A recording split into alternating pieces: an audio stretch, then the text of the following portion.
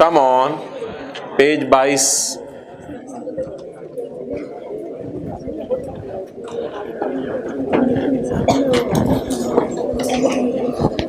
Ethics for, साथ वाले को एथिक्स सिखा दें, क्लास शुरू हो गई है, चुप हो जाए।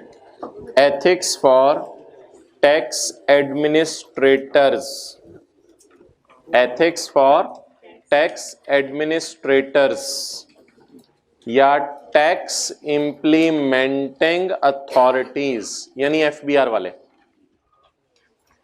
एथिक्स फॉर टैक्स एडमिनिस्ट्रेटर्स या टैक्स इंप्लीमेंटिंग अथॉरिटीज यानी एफबीआर वाले। The tax administration is not responsible for tax policy and tax legislation. FBR वाले टैक्स पॉलिसीज नहीं बनाते and tax legislation, tax law नहीं बनाते। एफबीआर वाले नहीं कह सकते कि ज्वेलरी का होल्डिंग पीरियड 1 साल से ज्यादा हो तो गेन को 75% करो। एफबीआर वाले नहीं कह सकते। Tax administration is not responsible for tax policy and tax legislation, but deals with current tax system. Deal करते हैं सिस्टम से, लेकिन वो लॉ नहीं बनाते। Federal Board is the main administrative authority under the law Pakistan में to monitor various types of taxes. During administration, FBR itself or through its staff exercises the following powers. FBR की powers आए 2-3 number की तो paper में लिख दीजिएगा, 1-2 number की आएंगी। Power to collect revenue, power to change the method of accounting, cash से एक्रूअल, एक्रूअल से cash, power to make assessment of tax, जज करेंगे एक बंदे का tax, power to attach bank accounts, bank account तब अटैच किए जाते हैं, सीज किए जाते हैं जब एक बंदा टैक्स ना दे रहा हो, power to attach bank accounts and power to seize property, property को कब्जे में भी ले लेते हैं। खामोश हो जाए, मैं 2 दफा कहा है। The authorities can misuse the above powers, FBR वाले ऊपर वाली पावर्स को मिसयूज कर सकते हैं। मिसयूज कैसे कर सकते हैं? मिसाल के तौर पे एफबीआर वाले किसी ऐसे बंदे का अकाउंट सीज कर दें जो पीएमएलएन का हो, सिर्फ इस बुनियाद के पे वो पीएमएलएन के बस, हालांकि और कोई वजह ना हो, तो इसको कहेंगे उन्होंने अपनी पावर्स को क्या किया है? मिसयूज किया। Tax authorities can misuse the above powers which can result in following against tax payer, जिससे टैक्स पेयर की प्रॉपर्टी का भी लॉस हो सकता है, इनकम का भी, और जिससे बेचारा वो जेल में भी जा सकता है। क्योंकि एफबीआर वाले पावर्स को मिसयूज कर जाते हैं कभी कभी, इसलिए एफबीआर वालों के भी एथिक्स की जरूरत है। ये 1 नंबर का पेपर में सवाल आ सकता है।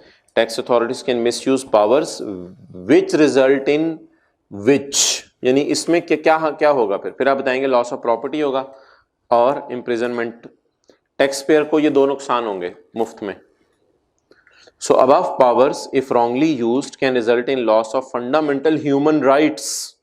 So there is a need for ethics. ये सारी इसमें तमहीद बांधी थी कि एफबीआर वालों के लिए एथिक्स जरूरी क्यों है।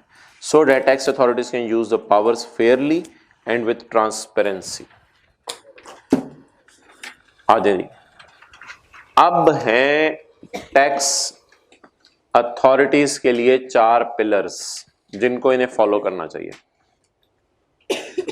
Pillars of tax administration. FBR वालों को 4 चीजों का ध्यान रखना चाहिए। Number 1 transparency, number 2 accountability, number 3 fairness, number 4 equity. Okay, for the benefit of tax payer के फायदे के लिए and keep check on misuse of powers by tax authorities, following are the pillars of tax administration. Tax administration के ये pillars हैं। Number 1 transparency, all tax proceedings should be transparent. Tax proceedings कौन करता है? FBR. किसके खिलाफ? Tax payer के खिलाफ। All tax proceedings should be transparent. Tax administration should be done in such A way that it is easy for others से मुराद taxpayers, it is easy for taxpayers to see what actions are performed. अच्छा, if tax authority comments say कि भाई आप ऐसा करो, आप हमें wait करेंगे, आप ऐसा करो, आप हमें 2 लाख रुपए टैक्स दो। if tax authorities comments say आप ऐसा करो, हमें 2 लाख रुपए टैक्स दो, tax it is not fair. Tax authorities वाले आके पूछें आपकी बिजनेस इनकम कितनी है, आप अपनी बिजनेस इनकम बताएं, फिर वो कहें टेबल खोलो, टेबल खोल के आपसे टैक्स कैलकुलेट करवाएं। इसका मतलब है you can see how the actions are perform. If you do not see how the actions are perform, फिर आपको ये शक होगा कि शायद इनका काम ट्रांसपेरेंट नहीं है।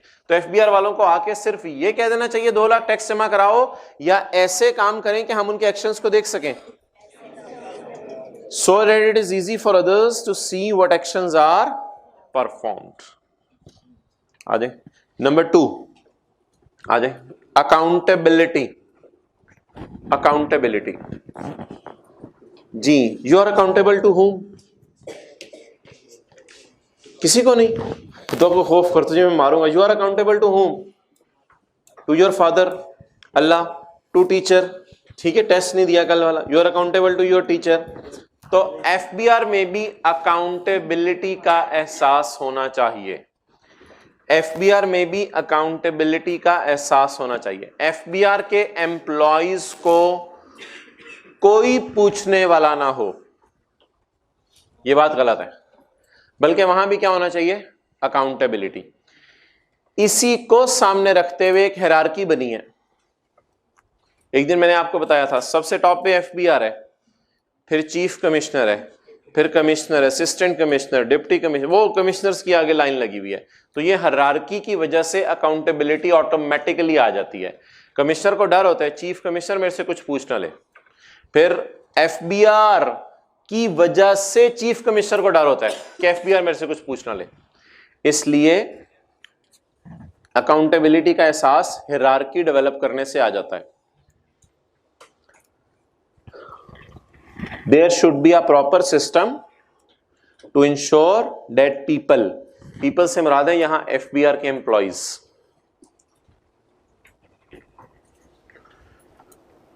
There should be a proper system to ensure that FBR employees who are doing wrong should be accountable.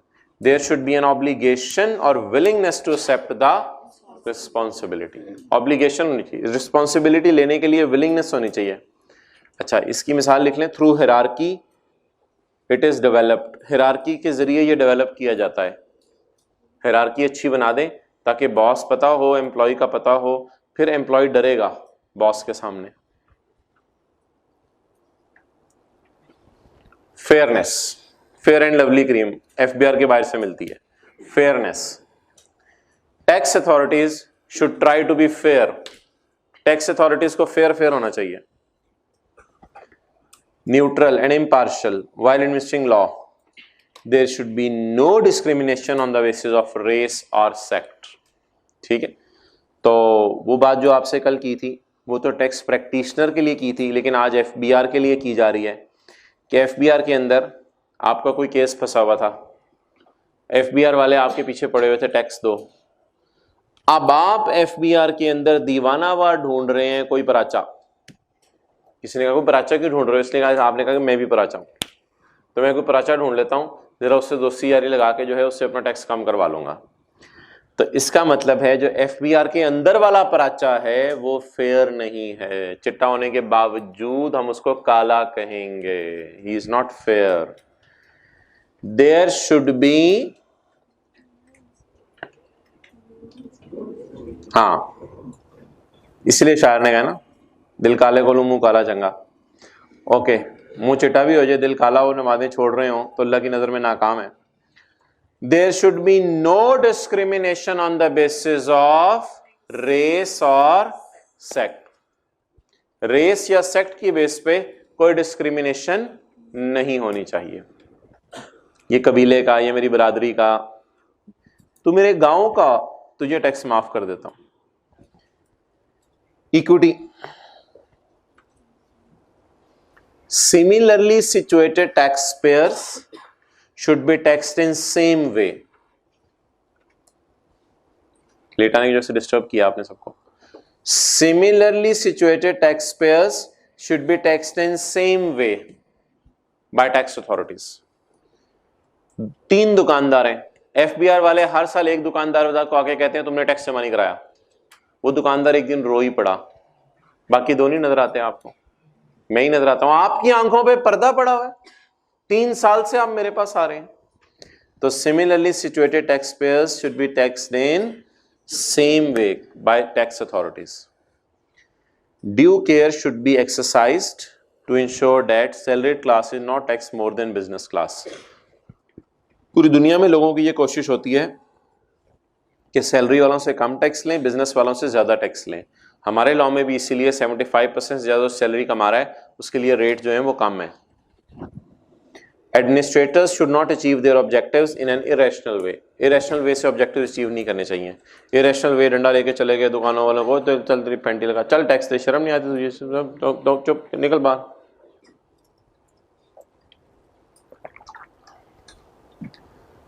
Under 4 pillars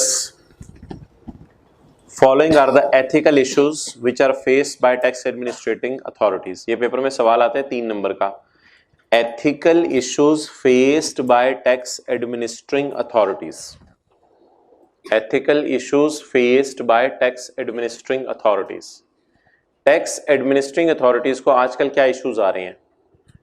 corruption FBR में आम हो चुकी है, कॉन्फिडेंशियलिटी सीक्रेसी नहीं रही, एफबीआर वाले डाटा इधर उधर लीक कर देते हैं, एफबीआर में कॉन्फ्लिक्ट ऑफ इंटरेस्ट है।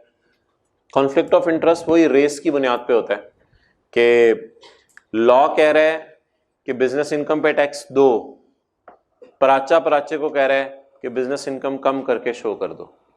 कॉन्फ्लिक्ट ऑफ इंटरेस्ट रेस की बुनियाद पे, सेक्ट की बुनियाद पे ये होता है conflict of interest. Inconsistency in application of law, कुछ से बिजनेस पर टैक्स मांगा जा रहा है, कुछ से बिजनेस पर टैक्स नहीं मांगा जा रहा। लैक ऑफ ऑटोनॉमी, पावर की कमी है। पावर तो दी गई है चेयरमैन को, चीफ कमिश्नर को, लेकिन वो पावर एक्सरसाइज नहीं कर पाते क्योंकि उनके सबऑर्डिनेट बात नहीं मानते। पॉलिटिकल इन्फ्लुएंस, कई दफा पीटीआई के प्रेशर में आ जाते हैं एफबीआर वाले और सिर्फ उन्हीं लोगों का टैक्स लेते हैं जो पीएमएलएन और पीपीपी के हों। ओके, एक्सेप्टेंस ऑफ गिफ्ट्स, 4 दफा हो गया पी, अच्छा मादरत। एक्सेप्टेंस ऑफ गिफ्ट्स, कभी कभी एफबीआर वालों को आप छोटा मोटा गिफ्ट दे दें तो वो आपको बड़ा बेनिफिट दे देते हैं। डिस्क्रिशन, डिस्क्रिशन वही रेस की बुनियाद पे, सेक्ट की बुनियाद पे।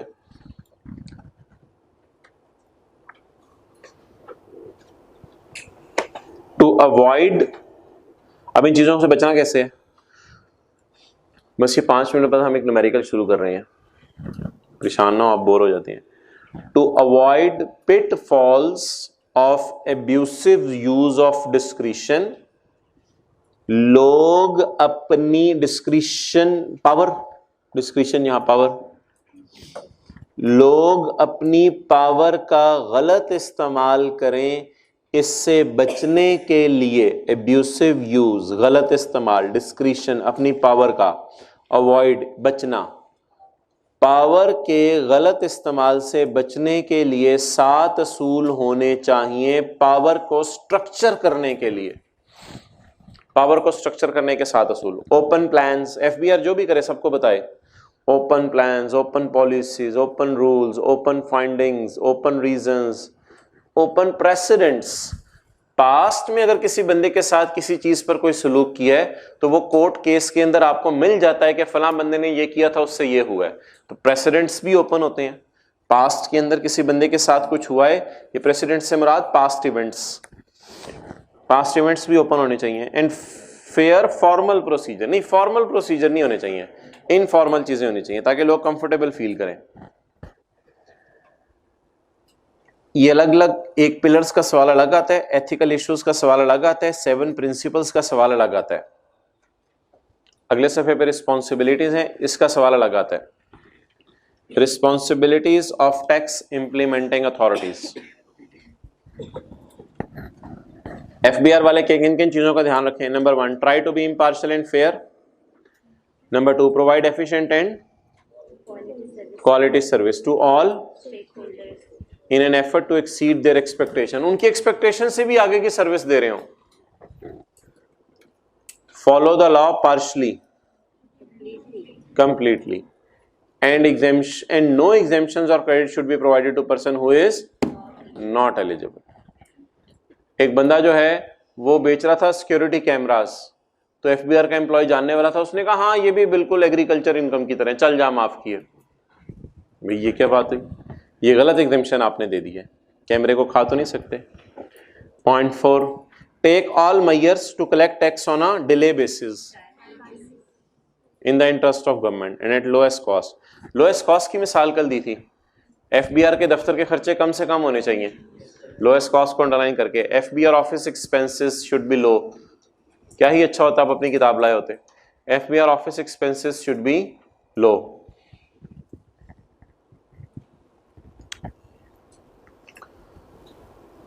अच्छा, अगर एक बंदा टैक्स रिफंड मांगने आए कि मैंने गलती से ज्यादा जमा करा दिया है, तो make the payment of refund on a timely basis.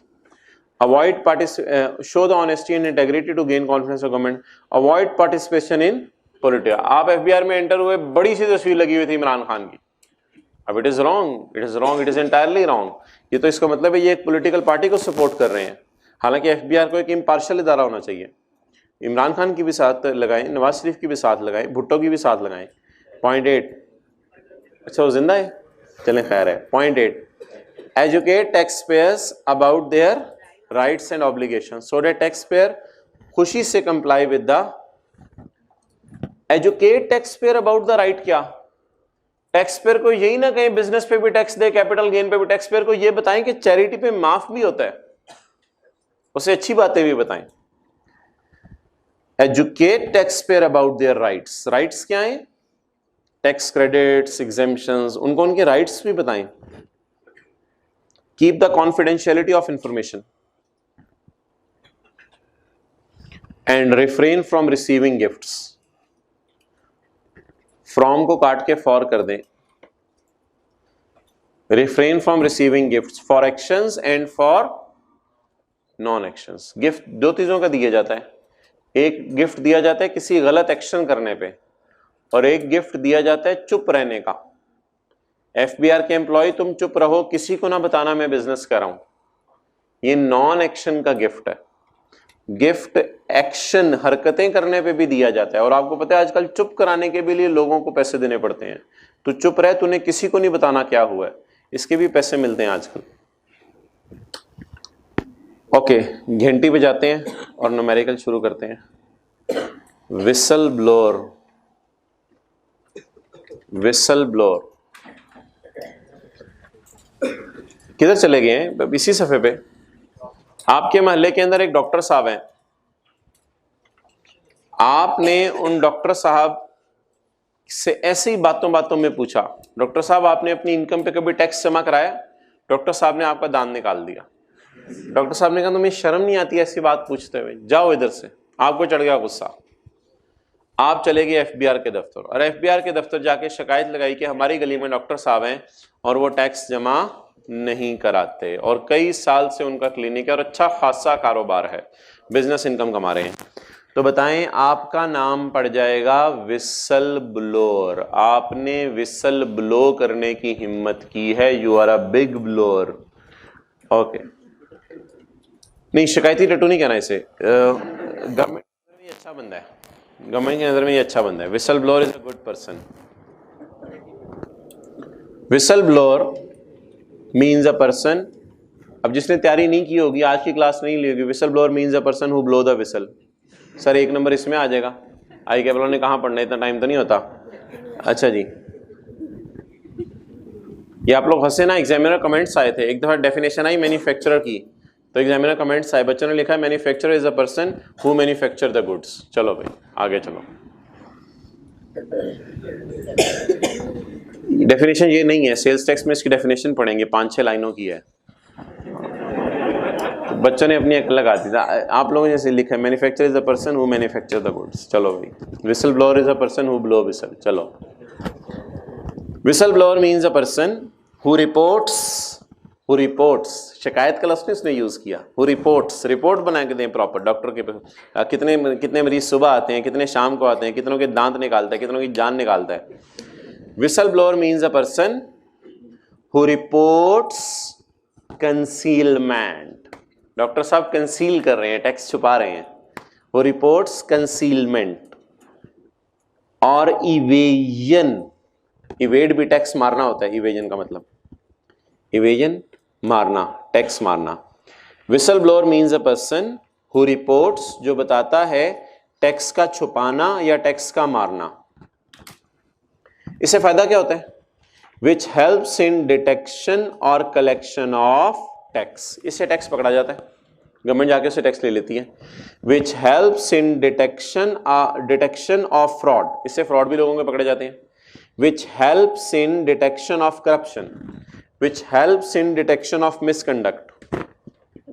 अच्छा जी, अब शिकायत लगानी किसको है, पीछे से मिला के पढ़े।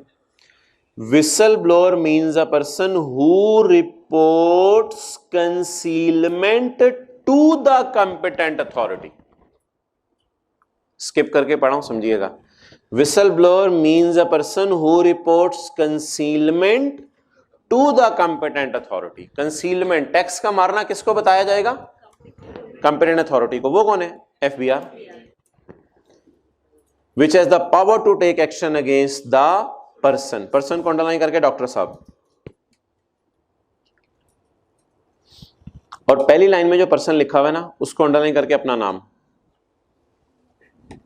लिख लेना, बुक आगे पीछे होती है फिर मिल जाएगी नाम देख के। Whistle blower means a person, whistle blower एक ऐसा बंदा है, नाम अपना लिख लिया, क्या लिखा? कामरान, जो भी नाम है आपका।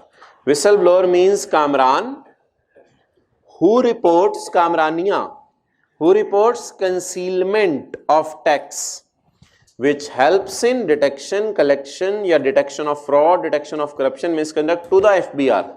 FBR कौन है? Which has the power to take action against the doctor. अगली शिकायत आप डॉक्टर के खिलाफ नहीं, अगली शिकायत आप इनकम टैक्स अथॉरिटी के एम्प्लॉय की भी लगा सकते हैं कि चीफ कमिश्नर को बता दें एडिशनल कमिश्नर गलत है, चीफ कमिश्नर को बता दें डिप्टी कमिश्नर भी मसला करता है, और एन इनकम टैक्स अथॉरिटी, या इनकम टैक्स अथॉरिटी की शिकायत भी लग सकती है। वो अथॉरिटी क्या कर रही थी? कमिटिंग फ्रॉड, करप्शन, मिसकंडक्ट और इन्वॉल्वमेंट, कंसीलमेंट और इवेजन ऑफ टैक्स। देखिए, समझने की बात सुने, अगेंस्ट द पर्सन और against an income tax authority. Against के लफ्ज को अंडरलाइन करके ऐसे एरो खींचे, अगेंस्ट अ पर्सन, डॉक्टर के खिलाफ भी शिकायत लगा सकते हैं आप, या against an income tax authority, income tax authority के खिलाफ भी आप शिकायत लगा सकते हैं। इनकम टैक्स अथॉरिटी कौन है? एफबीआर के एम्प्लॉइज। तो एफबीआर को एफबीआर के एम्प्लॉइज की शिकायत भी लग सकती है। Whistleblower means a person who reports concealment or evasion of tax which helps in पकड़ना of tax, पकड़ना of fraud, corruption और misconduct। किसको शिकायत लगाएंगे? To the competent authority।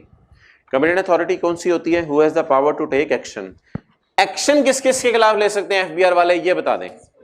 Against the doctor और against the और इनकम टैक्स अथॉरिटी भी वही कर रही है जो डॉक्टर कर रहा था, committing फ्रॉड, करप्शन, मिस और इन्वॉल्वमेंट, कंसीलमेंट ऑफ। ये विसल ब्लोअर का आगे पीछे से कोई ताल्लुक नहीं है। विसल ब्लोअर को आपने एक इंडिपेंडेंट डेफिनेशन के तौर पे याद करना है। कैपिटल गेन के चैप्टर में आए और क्वेश्चन नंबर 3 करते हैं। कैपिटल गेन के चैप्टर में आए, question number 3, page 208।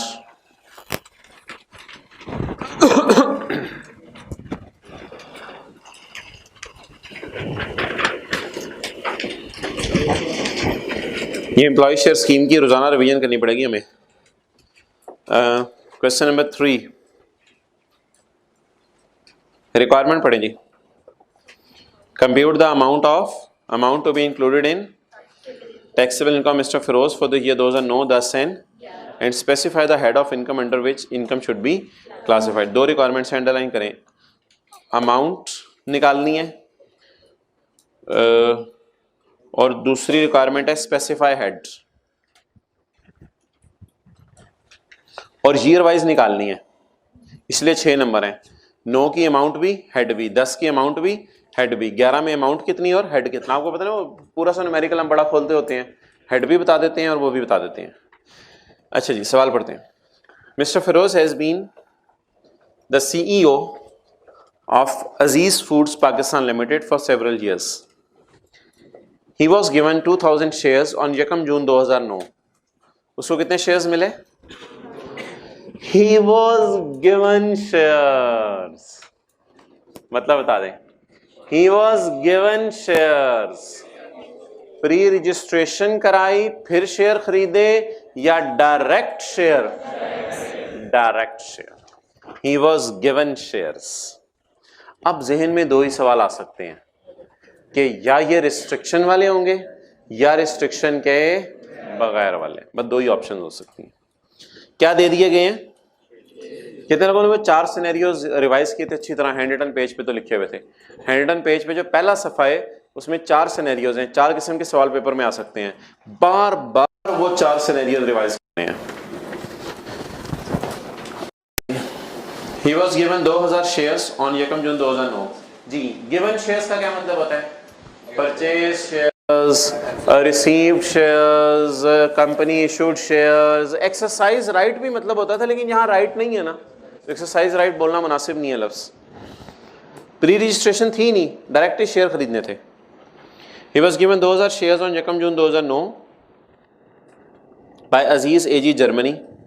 Parent company associate की सॉरी इसमें डेफिनेशन में हमने पढ़ा था एम्प्लॉय शेयर स्कीम की। जरूरी नहीं आपको आपका एम्प्लॉयर शेयर दे, आपको एम्प्लॉयर के जानने वाला भी शेयर दे सकता है। By Aziz AG Germany the parent company at a price of 2.5 per share. जरा नजर मारें, यकम जून 9 को आगे पढ़े। The market price of date date was 8.2 per share. क्या फर्क है 2.5 और 8.2 में?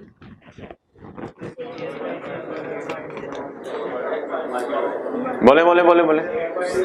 Well done. 8.2 तो यकम जून 2009 की फेयर वैल्यू है और 2.5 कॉस्ट ऑफ शेयर है, कॉस्ट ऑफ शेयर है। कैसे पता चला? He was given 2000 shares at 2.5. यहां से पता चला ये कॉस्ट है। He was given 2000 share having fair value of 2.5. फिर वो क्या होती? फेयर वैल्यू होती। इंग्लिश पढ़ा करें। He was given shares double underline at. At का क्या मतलब है? इतने रुपए में दिए, तो कितने रुपए में दिए भाई? 2.5। ये कौन सी करेंसी है? Euro. The market price on that date was, the shares were transferable on completion of 1 year of service. नौकरी करने के 1 साल के बाद आप इन शेयर्स को, the shares were transferred on completion of 1 year of service from the date of issue of share. Share issue होने के बाद 1 साल आपको नौकरी करनी पड़ेगी, फिर आप शेयर ट्रांसफर कर सकेंगे। यानी बता दें कौन से वाले शेयर हैं? With restriction, without restriction. ये 1 साल शुरू कब से होगा? From the date of issue of shares, वहां से 1 साल शुरू हो जाएगा। The market price of the share on यकम जून 2010 वाज इतने। ये पता नहीं क्यों दे रहे, 1 साल कंप्लीट हो गया। On 10 April 2011 Feroz sold all the shares at 13 per share. Double underline, sold the shares 10 April 11 को। He paid a commission of इतने। एक्सचेंज रेट्स छोड़े, एक्सचेंज रेट्स को एंड पे देखेंगे। हमें क्या करना है एक्सचेंज रेट से? जी कौन कौन से साल है? 2000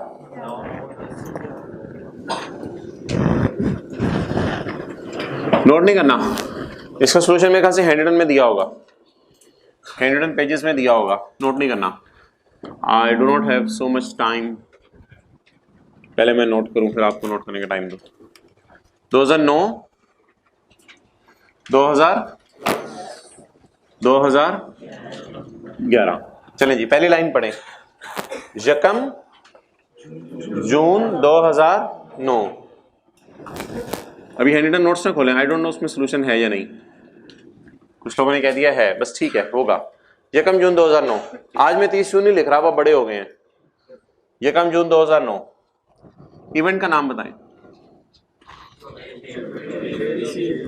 एक्वायर्ड, सवाल वाली इंग्लिश, एक्वायर्ड या परचेज्ड या रिसीव्ड शेयर्स। लेकिन मेरे भाई माने ना माने, इस दिन ये कंपनी का मालिक बन गया। बेच नहीं सकता शेयर, लेकिन कंपनी का क्या बन गया? मालिक बन गया। अब बता दें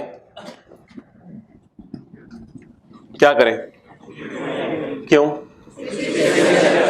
तो सवाल की पहली रिक्वायरमेंट ये थी कि हेड बताएं और अमाउंट बताएं। तो आप क्या लिख के आएंगे पेपर में? जिस तरह जवाब लिख के आने, मैं अभी लिखवा नहीं रहा, आप हेडिंग देंगे पेपर में टैक्स ईयर 2009 और उसमें लिख के आएंगे सेक्शन 14 के 3 का फर्स्ट पैरा।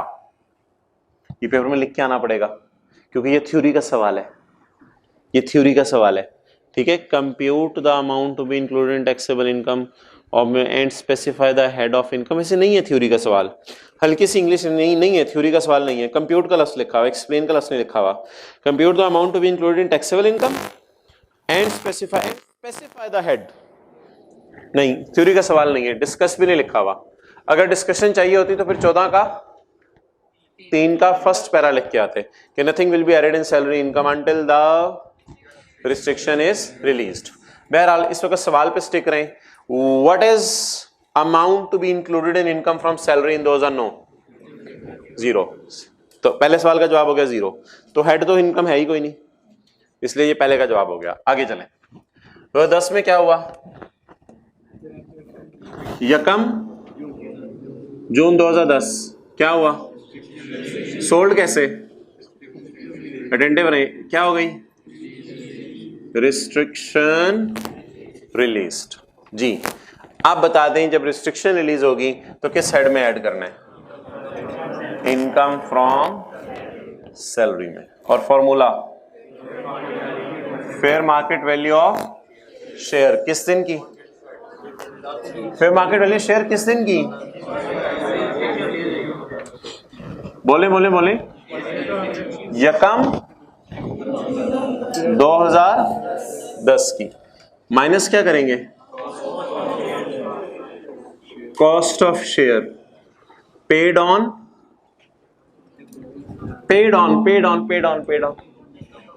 यकम जून 2009। वो जो यकम जून 9 को पे की होगी ना, खरीदे तो इस दिन थे ना। अच्छा, और क्या माइनस करेंगे?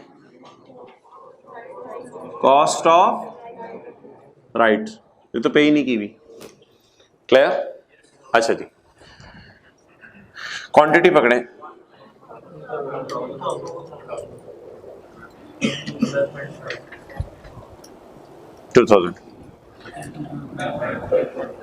मुझे बताएं फॉरेन करेंसी में कितने पैसे आपके पास फेयर वैल्यू की मद में दिए हुए हैं?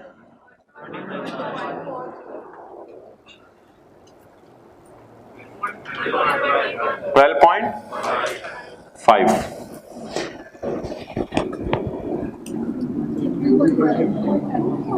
2.5। बताएं 12.5 वाली चीज कितने में मिली? 2.5 में। अब आप बता दें करेंसी रेट्स को कन्वर्ट करना है पाक रुपीज में, पाक रुपीज में कन्वर्जन करवा दें। इसको यकम जून वाला रेट उठवाएं 121.40। कुछ बच्चे ये समझते हैं कि इस दिन भी आपने इसी दिन वाला रेट लगाना है। नहीं भाई, एम्प्लॉयर ने एम्प्लॉय से पैसे कब मांगे थे? यकम जून को, इसलिए मैंने खास तौर पे लिखा है cost of share paid on यकम जून। ठीक है, उसी दिन का रेट उठाएं क्योंकि उसी दिन आपने करेंसी कन्वर्ट करा के खरीदे होंगे ना। करेंसी तो इस दिन कन्वर्ट कराई होगी बाजार में जाके और आपने एम्प्लॉयर को पैसे दिए होंगे, ये लो यार मैं शेयर खरीदना चाहता हूं जी। 118.1। ओके चलें जी, rupees in 1000। 30 ji 590 0.5. Cost of right 0.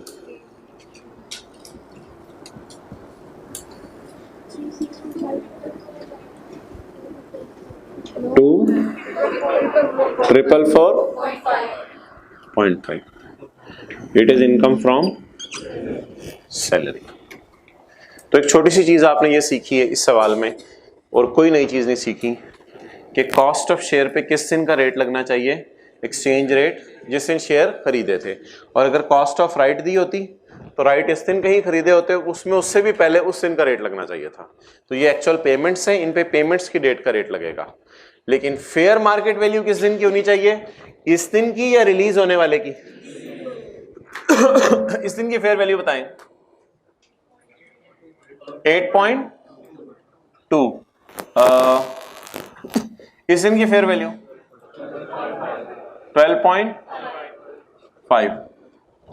इसे काट देंगे और इसे टिक कर लेंगे। और फेयर वैल्यू जब इस दिन की रेलिवेंट है तो इस दिन की फेयर वैल्यू के पे तो इसी दिन का एक्सचेंज रेट लगेगा। और शेयर के पैसे कब पे किए? 1 साल पहले जब मिले थे शेयर, तो उस दिन के शेयर पे इस दिन का रेट लगेगा। It's over. अब बताएं, रिस्ट्रिक्शन रिलीज होने से पहले बेचे हैं या बाद में बेचे हैं? बाद में बेचे हैं। किस दिन बेचे हैं? ये बुरा बच्चा है अच्छा बच्चा है? बुरा बच्चा कौन था? ये तो अच्छा बच्चा है। रिस्ट्रिक्शन रिलीज होने के बाद बेचे हैं। किस दिन? 10 अप्रैल। यहां कहीं गिरेगा 10 अप्रैल। 30 जून 10 अप्रैल। इवेंट का नाम शेयर्स सोल्ड। अच्छा, हो अब मैं देख लूं कैपिटल गेन है जो सिक्योरिटीज हैं। Feroz has been CEO of the Aziz foods Pakistan limited, for he was given 2000 shares by Aziz AG Germany, parent company of AP. अच्छा जी, अजीज एजी जर्मनी, ये कहाँ की कंपनी है? जर्मनी की। पता नहीं इसका नाम अजीज क्यों है, ये मुझे भी समझ नहीं आया कैब ने क्यों इसका नाम अजीज रखा है। अच्छा, अजीज फूड्स पाकिस्तान लिमिटेड एक कंपनी है, अजीज एजी जर्मनी। अजीज साहब ने 2 कंपनीज बनाई होंगी, एक पाकिस्तान में एक बाहर। अच्छा, अजीज एजी जर्मनी जो है, क्या इसमें फेडरल गवर्नमेंट ने 50 से ऊपर शेयर खरीदे हुए? कहीं नहीं लिखा हुआ। अजीज एजी जर्मनी में फॉरेन गवर्नमेंट ने 50 से ऊपर शेयर खरीदे हुए? कहीं नहीं लिखा हुआ। अजीज एजी जर्मनी के शेयर पाकिस्तान की स्टॉक एक्सचेंज में लिस्टेड है, कहां की बात कर रहे हो? कहीं नहीं लिखा हुआ। तो तीनों का जवाब नो आया। If a company is not a public, private, तो ये प्राइवेट कंपनी है भाई। Aziz AG Germany is a private company, क्योंकि पब्लिक कंपनी के सवाल पूछे जब सबका जवाब क्या आया? नो। इसलिए हेड का नाम बताएं, इनकम कैपिटल गेन, और होल्डिंग पीरियड 1 साल से ज्यादा है। होल्डिंग पीरियड 1 साल से ज्यादा है, इसलिए गेन को एंड पे 75% से मल्टीप्लाई करेंगे। ओके,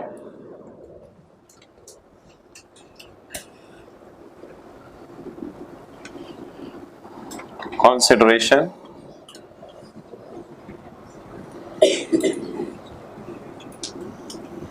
ABC जी। कितने शेयर बेचे? सारे?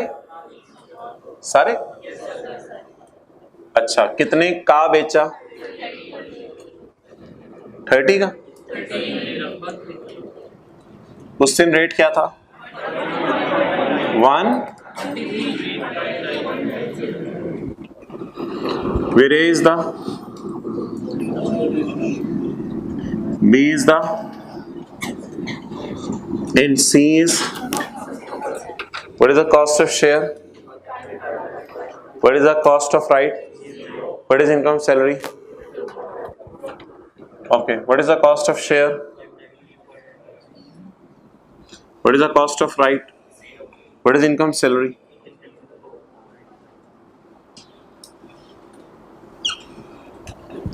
Okay. 22.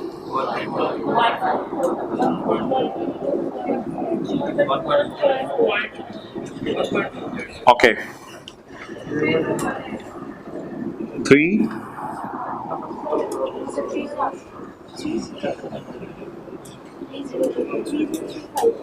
3035. Okay. Less commission. आपको याद होगा मैंने कहा था कैपिटल गेन के चैप्टर में भी खर्चे माइनस करने की इजाजत है, और मुझे अच्छी तरह याद है एक सवाल हमने किया था जिसमें कमीशन माइनस किया था कैपिटल गेन निकालते हुए, और आपको 47 आंसर आया था। सही कह रहे हो।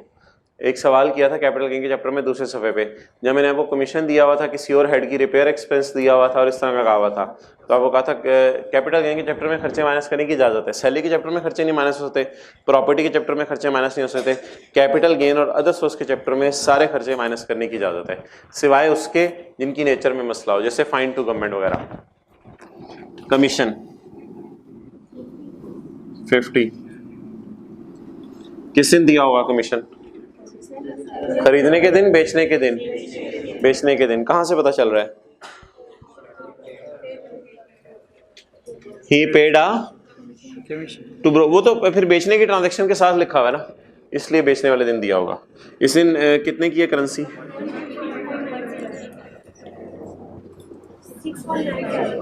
61। इतनी हेवी फिगर 6.195। इसको हम रुपीज इन 1000 में कर रहे हैं ना, 6.195 रुपीज इन 1000 जी।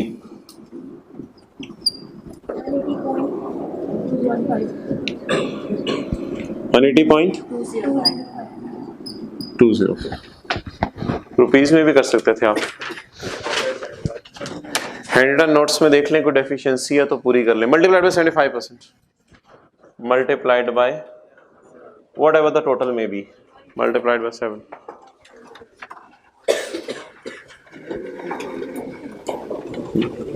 दिए हुए हैंडरिटन नोट्स में इसका सॉल्यूशन, पेज नंबर तो नहीं लगे हुए, लेकिन किस नंबर पेज पे दिया हुआ है? पेज नंबर 3 पे दिया हुआ है।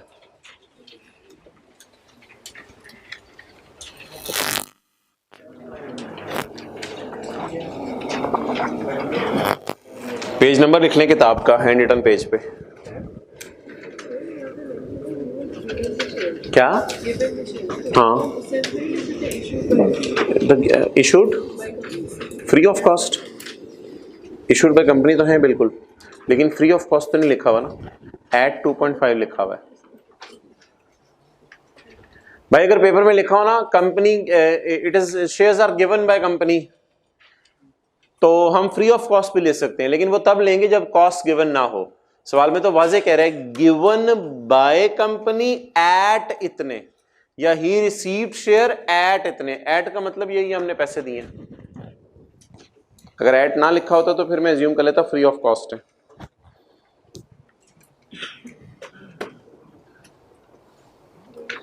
गेन पे 75% लगा हुआ सोल्यूशन में? नहीं लगा हुआ, लगाएं।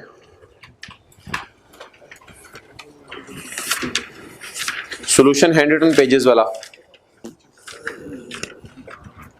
जो 2 दिन पहले दिए थे।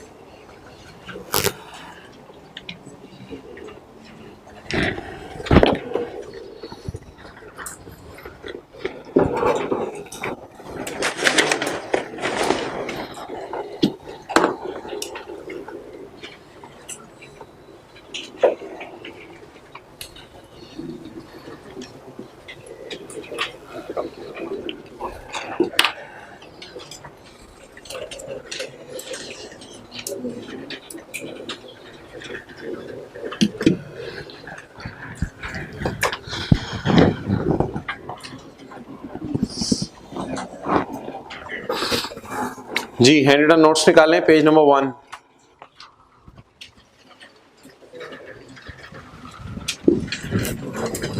पेज नंबर 1, ये सिनेरियो 1, 2, 3, 4 में से कौन सा वाला सिनेरियो है जी? कौन सा वाला सिनेरियो है? 2 क्यों नहीं है?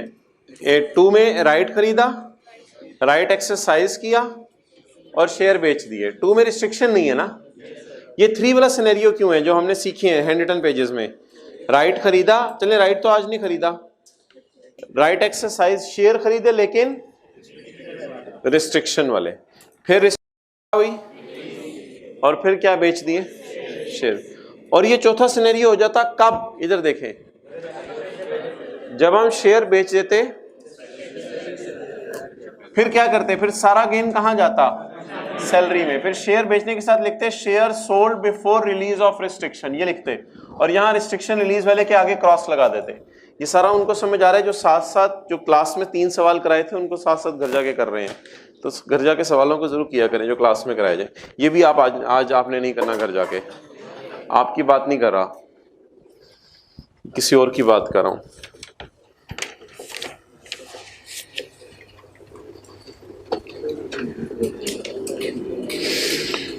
अगर आपने रिवीजन करनी है तो आप हजरात पेज 205 पर आए।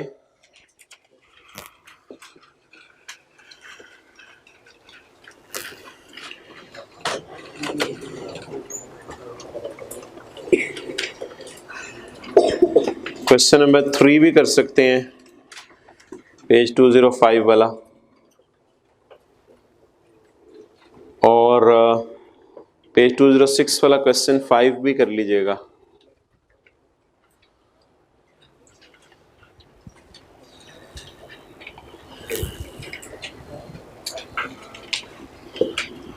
क्वेश्चन 3 और 5 कर लीजिएगा पेज 205 और 6 पे रिवीजन के लिए।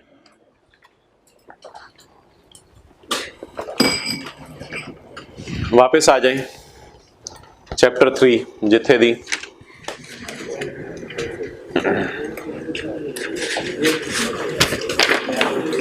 The donkey is back to its pavilion, page 21.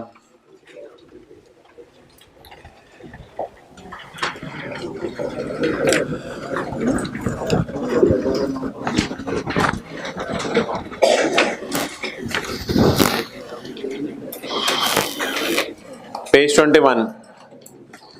Ethics for taxpayers. Morality behind tax compliance. There are 3 approaches to ethics for tax compliance which are as under.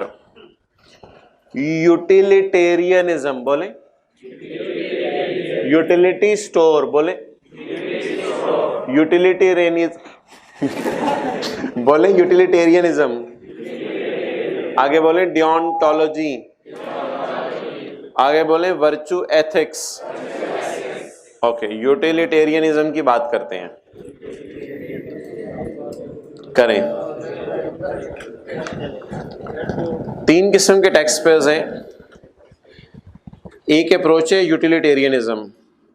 ये अप्रोच ये कहती है, utilitarianism tells us to aim for greatest happiness across the population. ये कहते हैं कि जी लोगों में खुशी होनी चाहिए, पॉपुलेशन आम लोगों में, अवामुन्नास में।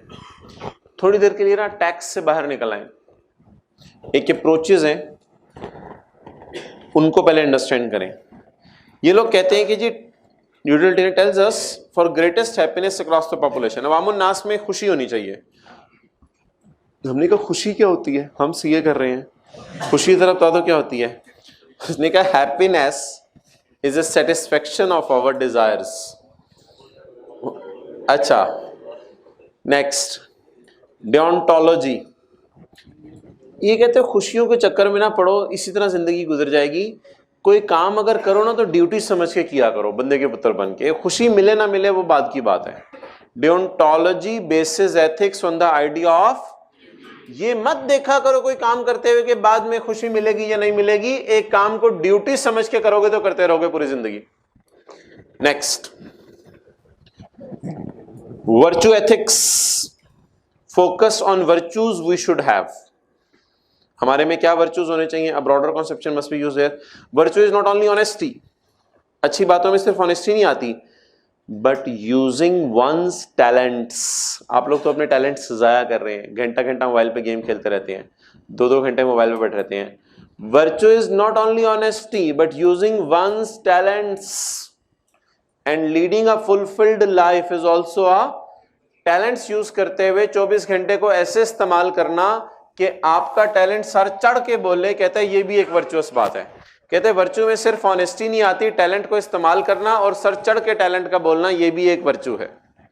क्या है कि आप मजबूर हो जाते हैं आपको गोल्ड मेडल देने पे, उसके पास कोई चारा नहीं बचता इसके बजाय कि आपको गोल्ड मेडल दे दे। नेक्स्ट, हाँ मजबूर किया करें उसे। जादू वो जो सर चढ़ के बोले, पढ़ाई वो जो आई कैप के सर पे चढ़ के बोले। आई कैप को पता चले कौन सी ये करने आया है, जज्बा होना चाहिए। ओह आगे जी मोहतरम, आप क्या फरमा रहे?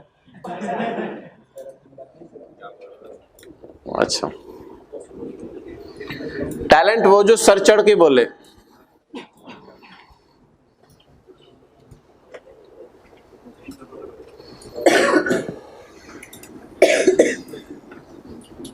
टैलेंटेड बंदे छुट्टियां करते हैं क्लास से, तो दाएं बाएं वाले को देखें। Okay, ethics and morality for tax pairs regarding taxation compliance. अब इसको टैक्स कॉम्प्लायंस से लिंक करें, इसको टैक्स कॉम्प्लायंस से लिंक करें कि टैक्स से इन बातों का क्या ताल्लुक है। ये जो यूटिलिटेरियन अप्रोच है ना, ये लोग कहते हैं भाई खुशियां आनी चाहिए, तो हम इन्हें कहते हैं कि भाई अच्छा, अब एक बंदे के पास गए, एफबीआर वाले एक बंदे के पास गए, बंदे खड़े हो, अस्सलाम वालेकुम, क्या हाल है, खैरियत से हो? अब एफबीआर वालों ने बंदे से बातें करना शुरू की, हाँ भाई क्या हाल है, कैसे हो, खैरियत से हो? कहते हैं मैं बड़ा जबरदस्त हूं, बस मेरा दिल चाहता है सब में खुशियां आए, मेरा दिल चाहता है सारे लोग खुश खुश रहा करें, और मैं हर वक्त खुशी की बातें करता हूँ। बैठो, मैं हर वक्त खुशी की बातें करता हूँ, और मेरा दिल चाहता है हर चेहरे पे मुस्कुराहट हो। अब एफबीआर वालों से ऐसी बातें करता रहा, थोड़ी देर बाद इसको पता चला ये एफबीआर वाले थे।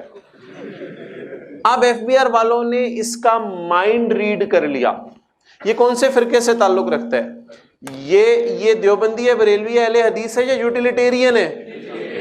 ये यूटिलिटेरियन है, तो ये यूटिलिटेरियन फिरके से ताल्लुक रखता है। तो अब एफबीआर वालों ने कहा इसको इसके तरीके से पकड़ो, इसको इसके तरीके से पकड़ो। एफबीआर वालों ने कहा टैक्स तो इससे लेना है, क्यों ना इसी की बातें इस पे फिट करके इसे टैक्स ले लें। एफबीआर वालों ने कहा यार वो इमरान खान ने भेजे टैक्स लेने के लिए, तो देखो तुम टैक्स दोगे, इसी तरह जो है अस्पताल बनेंगे, सड़कें बनेंगी, खर्चा आएगा, उसी तरह गरीबों के ऊपर पैसे खर्च होंगे। जबरदस्त यार। इसने कहा मैं भी थोड़ी देर पहले इन्हीं खुशियों की बात कर रहा था, अगर इसके लिए टैक्स देने मैं तैयार हूं। घर में गया, बेगम का जेवर ला के, नहीं ये काम नहीं करना, पैसे अपनी जेब से देने। घर गया, जो पैसे ला के इसने दे दिए, ये पकड़ो भाई, ये मेरी तरफ से टैक्स है। पढ़े जी, यूटिलिटेरियन से टैक्स कैसे निकालना है, उसी की बातें उस पर फिट करके। For tax payers following utilitarian approach, the important economic goal is to goal, नहीं फुटबॉल वाला नहीं, the important economic goal is to ensure that goods are available to everyone for a decent life. Utilitarian compliance level, law को मानने का जज्बा। Compliance होता है follow करना बात। यूटिलिटेरियन का बात मानने का जज्बा विल बी बेटर, ये टैक्स जरूर दिया करेगा। यूटिलिटेरियन से टैक्स लेना बड़ा आसान है।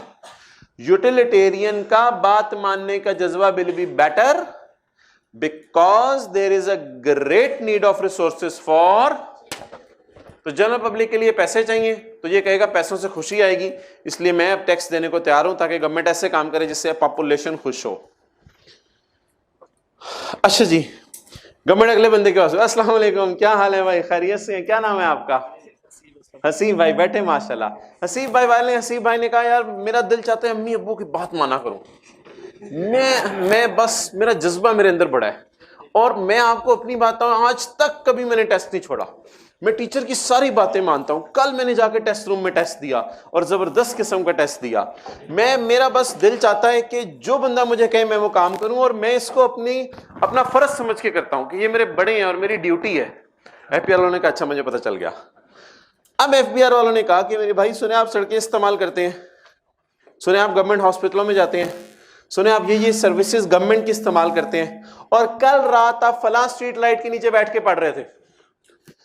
अब आप बताएं कि क्या आपकी ड्यूटी नहीं बनती गवर्नमेंट को टैक्स देना? कहते हैं हाँ ये बात तो सही है, लेकिन मैं भी इसी तरह की आपसे बातें कर रहा था, आप भी मेरे से इसी तरह, मैं टैक्स देने के लिए तैयार हूं, मैं अपनी जेब से टैक्स देता हूं। ये पकड़े 2 लाख रुपए इमरान खान को मेरी तरफ से दे दीजिएगा।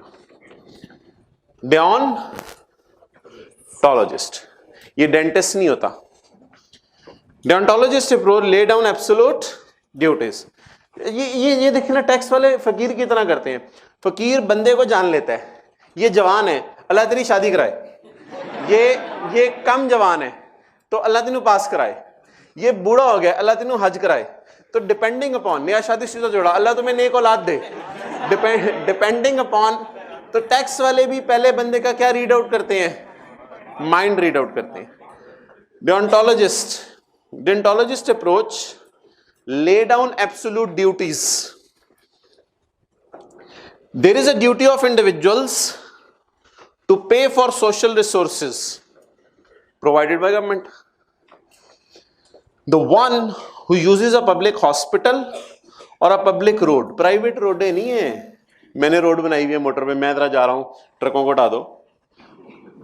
अच्छा, the one who uses a public hospital or a public road should pay for it. ये ड्यूटी है हमारी। So this approach says that it is the obligation of tax payer to pay the tax for use of. इससे happiness की बातें नहीं करनी, ये तो ड्यूटी की वजह से बातें मान रहा है। ओके, अस्सलाम वालेकुम, how are you man? Not you. अच्छा जी, इससे जब मिले ना तो इसने अपनी कहानी की, कहते हैं टैलेंट इस्तेमाल होने चाहिए, बंदे में टैलेंट ही सब कुछ है, दुनिया के अंदर सबसे बेहतरीन चीज टैलेंट है और मैं अपने टैलेंट इतने इस्तेमाल करता हूं कि मैं खुद परेशान हूं कि अगर मैं 4 दिन में मुझे लग रहा है चांद पे पहुंचने वाला हूं। अब ये सारी बातें कर रहा था टैलेंट की, तो एफबीआर वालों ने इसको अपने तरीके से पकड़ा। Virtue ethics says that one should use, नहीं किसी और के टैलेंट नहीं, अपने टैलेंट इस्तेमाल करने। One should use one's talents to the full. Financial incentives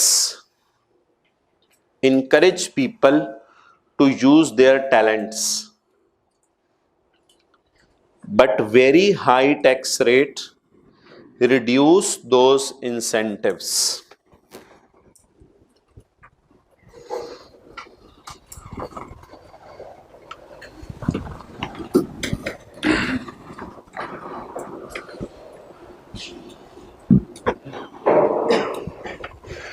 tax rate high होगा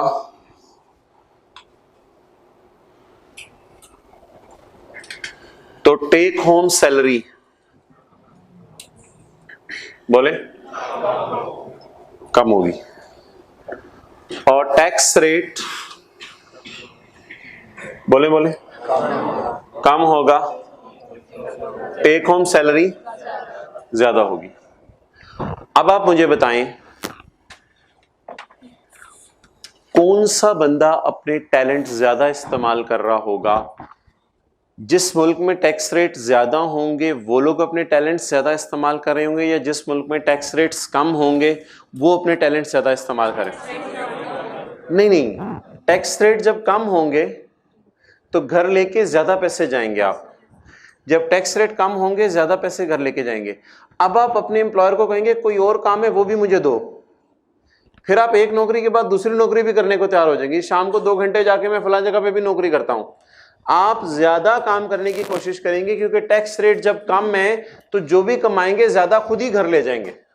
100 रुपया कमाएंगे 90 रुपए घर ले जाएंगे, 100 रुपया कमाएंगे 95 रुपए घर ले जाएंगे, ज्यादा कमाने पे खुश होंगे। लेकिन इधर आपको ज्यादा कमाने पे खुशी नहीं होगी, आप कहेंगे मैं ज्यादा कमाऊंगा 40 रुपए गवर्नमेंट को दे दूंगा, 100 में से 60 लेके जाने, उसके लिए क्या मेहनत करनी, छोड़ो यार। फिर 100 कमा रहा हूं, फिर 40 हुकूमत को कमा के दे रहा हूं, 60 अपने, नहीं नहीं नहीं, मैं ज्यादा मेहनत नहीं करता। नाउ मुझे बता दें फाइनेंशियल इंसेंटिव कहां है? फाइनेंशियल इंसेंटिव कौन सा वाला है, ऊपर वाला नीचे वाला? नीचे वाला। नीचे वाला क्या है? फाइनेंशियल इंसेंटिव, ठीक है। ऊपर वाला फाइनेंशियल इंसेंटिव नहीं है। आप पढ़ें जरा, financial incentives encourage people to use their talents, ये लोग अपने टैलेंट्स यूज करेंगे। आगे क्या लिखा हुआ है? But very high tax rate, but very high tax rate reduce those incentives. यहां फाइनेंशियल इंसेंटिव्स मोर होंगे, ज्यादा होंगे, लेकिन अगर इधर चले जाएं तो वो कम होंगे। नोट करें। अच्छा, अब कंक्लूजन क्या निकला? ही विल, बोले यूज मोर टैलेंट्स, वो ज्यादा टैलेंट्स यूज करेगा। ही विल यूज टैलेंट्स, ये अपने टैलेंट्स यूज करेगा क्योंकि उसको पता है ज्यादा मेरे पास ही रहने।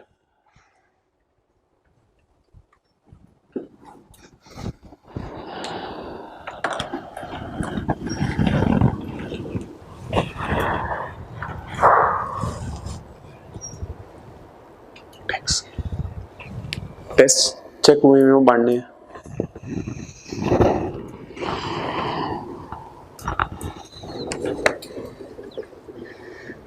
Okay,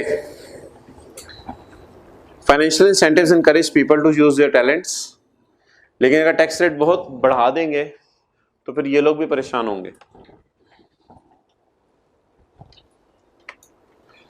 another virtue is,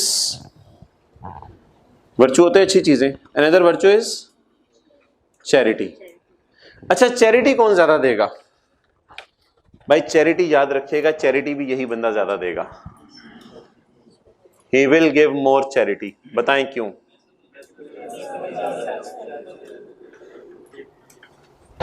charity भी यही वाला बंदा ज्यादा देगा। तो हमारी फोकस में भी ये वाला बंदा नहीं है आज, ये वाला बंदा है, ठीक है। जहां टैक्स रेट कम होंगे वहां घर पैसे ज्यादा लेके जाएगा, टैलेंट भी खुशी से इस्तेमाल करेगा और चैरिटी भी देने को तैयार होगा। He will give more charity.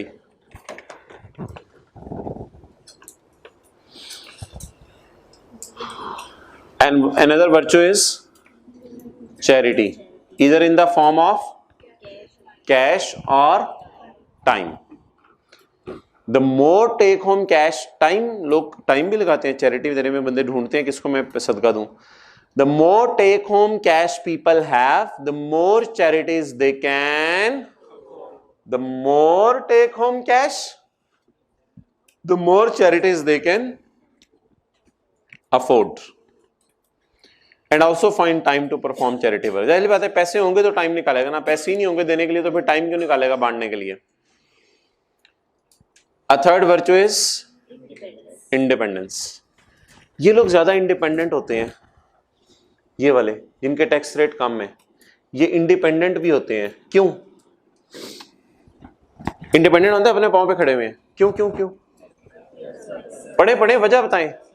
Take home salary ज्यादा है, इसलिए ये लोग इंडिपेंडेंट भी होते हैं, लोगों से पैसे नहीं मांगते। A third virtue is it is good to live on others money. सच्ची सच्ची बोले, जो सही, जो दिल की बात है वो बोले इस वक्त। इट इज, ये जो दूसरी की जेबों पे नजर होती है, तुम क्या खा रहे हो आज, तुम आज क्या खिला रहे हो, तुमने मिठाई नहीं खिलाई, तुम पास हो गए, तुमने ये नहीं खिलाया, ये सारी बातें मुनासिब नहीं है। अब इसके लिए सख्त लफ्ज़ इस्तेमाल नहीं करना चाहिए। ये सारी बातें मुसलमान की शान के खिलाफ हैं कि दूसरे से मांगता फिरे। It is good to live on on money, अपने पैसे पे जिंदा रहना अच्छी बात है। Lower tax rate make independence easy, lower tax rate independence को आसान बना देते हैं। ओके, पर्पस पढ़ के मैं खत्म कर रहा हूं। Tax can be used for all purposes and it is clear that what ethicists would say about these purposes. अच्छा भाई,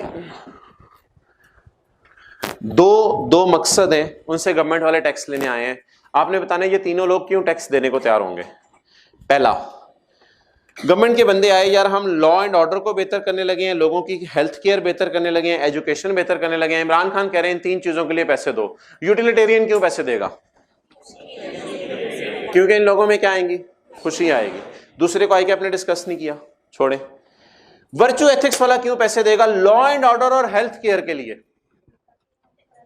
चले पढ़ लें वजह। विल अप्रूव द टैक्स, वो भी टैक्स दे देगा। क्यों? Because this will enable people to lead prosperous life and utilize their talents to full.